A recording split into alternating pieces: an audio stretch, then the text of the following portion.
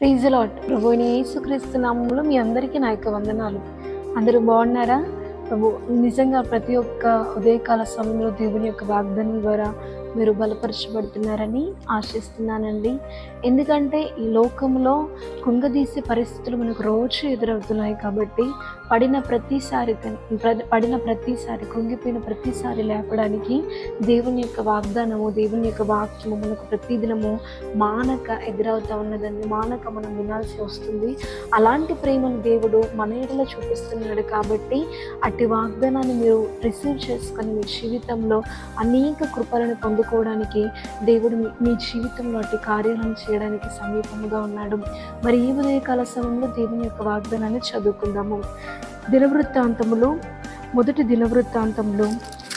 దినవృత్తాంతంలో 16వ అధ్యాయము దేవుని యొక్క వాక్యం మనకు సెలవిస్తుంది. 10వ వచనంలో, యెహోవాను వెతుకువారు హృదయమునందు సంతోషించుదురుగాక. ఆమె చాలా చక్కటి యొక్క వాగ్దానాన్ని దేవుడు మనకు అందించున్నాడు. దేవుని యొక్క వాక్యం మనకు సెలవిస్తుంది ఏంటంటే, ఎంతమంది అయితే దేవుని వెతుకుతారో వారి హృదయములలో సంతోషము కలుగుతుంది అని దేవుని యొక్క వాగ్దానము మనకు సెలవిస్తూ ఉందండి.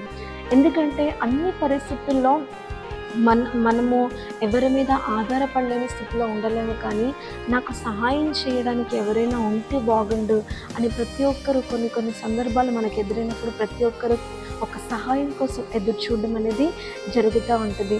కానీ నీ సహాయం కోసము మనుషుల కోసం ఎన్ని రోజులైతే నువ్వు ఎదురు చూస్తావో వాళ్ళు నీకు సహాయం చేయగలుగుతారేమో, కానీ ఆ సహాయము నువ్వు ఎంత మాత్రం తృప్తిపరచదు. కొన్నిసార్లు సహాయం కోసం ఎంతమంది మనుషుల కోసం నువ్వు ఎదురు చూస్తావో ఆ మనుషులు నీకు సహాయం చేయలేకపోతే చివరికి నీ జీవితంలో వేదన, దుఃఖము ఇవి మాత్రమే కలుగుతాయి. కానీ దేవుని యొక్క వాక్యం సెలవిస్తుంది ఏంటంటే, మనుషులను వెతుకువారి కంటే దేవుణ్ణి ఎంతమంది అయితే వెతుకుతారో వారి యొక్క హృదయంలో సంతోషము అనేది ఉంటుంది అని దేవుని యొక్క వాక్యము మనకు సెలవిస్తుందండి. అవును, ఎన్నో సమస్యలు ఇందాక నీ జీవితంలో వచ్చాయి కదండి. ఎన్నో సమస్యలు వచ్చినప్పటికీ కూడా, ఎంతోమంది మనుషుల్ని ఆశ్రయించినప్పటికీ కూడా ఇంకా అసలు నీ జీవితంలో కలవరము, దుఃఖము, వేదన మాత్రమే మిగిలి ఉంది. ఎందుకు? మనుషుల సహాయం తీసుకున్నాము కదా, స్టిల్ ఇప్పటికీ ఎందుకు వేదన, దుఃఖం మనలో ఉంది? ఒక్కసారి మనల్ని మనం పరిశోధించుకోవాలి. మనుషుల సహాయం కోసం కాదు, కానీ సమస్య వస్తే, ఆపదొస్తే మనుషుల కాళ్ళు పట్టుకోవడము, మనుషుల్ని బతిలాడడము ఇవన్నీ కాదు, కానీ దేవుని వెతకండి.